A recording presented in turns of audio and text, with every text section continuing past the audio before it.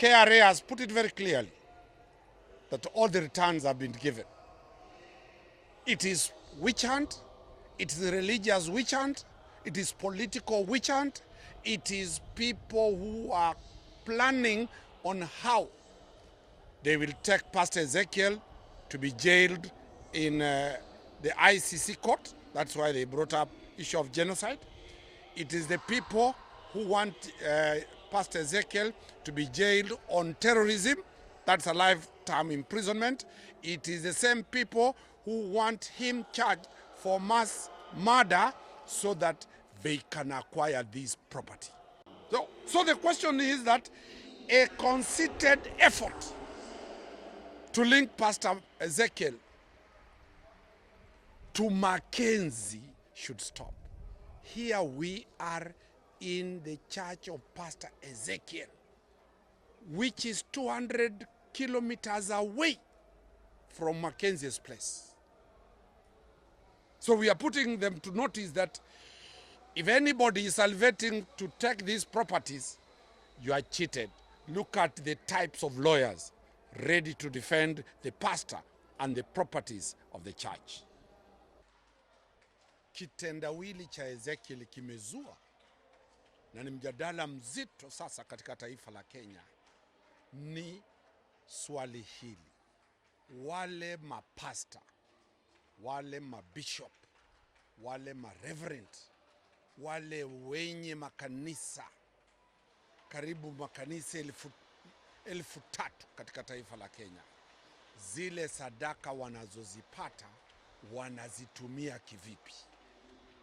Hili ndilo swali ambalo tulikuja hapa leo kueleza ulimwengu kwamba ndururu yoyote, shilingi yoyote ambayo inaingia kwenye kanisa la Pastor Ezekiel inatumiwa, na unaweza ona vile ile pesa yako inavyotumiwa.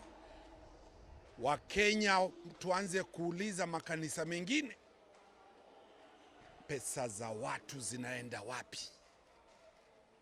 Huo ndio mjadala mkubwa ambao kitendawili cha Pastor Ezekiel kimezua.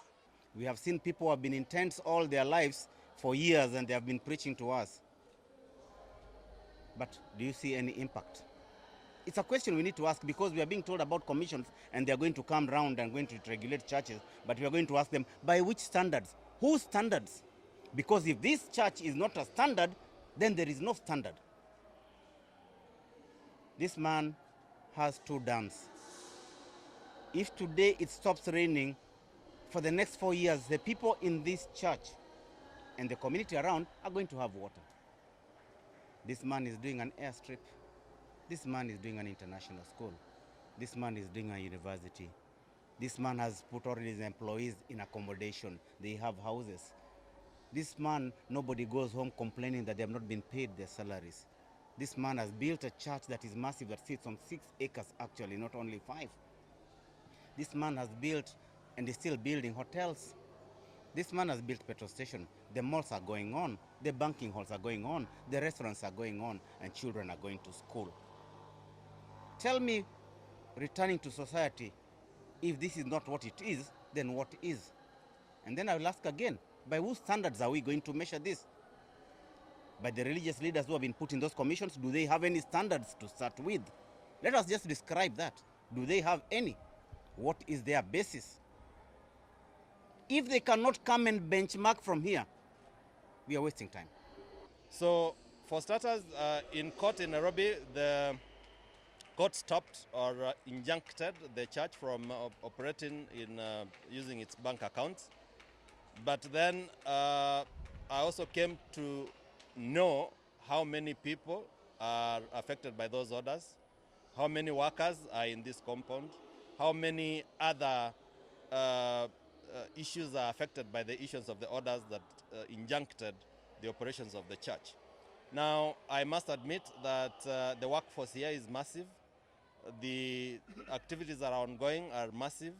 And the very orders that the court issued in Nairobi injuncting the church is basically, we're going now to say and submit to court afresh in terms of what I have seen, because we were submitting on a point of just being informed of what is happening. But we now know what it is, and we now know exactly the operations of this place. Mimi nilikuja hapa na mama mzazi, alikuwa hajiwezi kabisa, alikuwa paralyzed. Kampuni 3 za magari zilitukataa, zikisema hatuwezi tukabeba maiti. Lakini Mungu akatujalia tukapata gari moja. Tukafika Mombasa. Vile tulifika Mombasa, gari moja likajitokezea. Wakasema, "Mnaenda New Life?" Tukasema ndio. Basi star yetu imerudi, mutapona. Pastor Ezekiel Odero is a true servant of God. He's an anointed man of God, sent by God for the whole world, not only for the East African people. So, and all I want to say is, let the government, individuals, pastors, the clergymen, everyone give our total support. Lakini tumekuja hapa kanisani, tumekuwa tumefuata Pastor Ezekiel for a long time, na huko pia kuna makanisa, lakini ile kitu akonayo hakuna huko. So tumekuwa na testimonies, tumekuwa nazo mpaka kutoka kwa kupitia YouTube.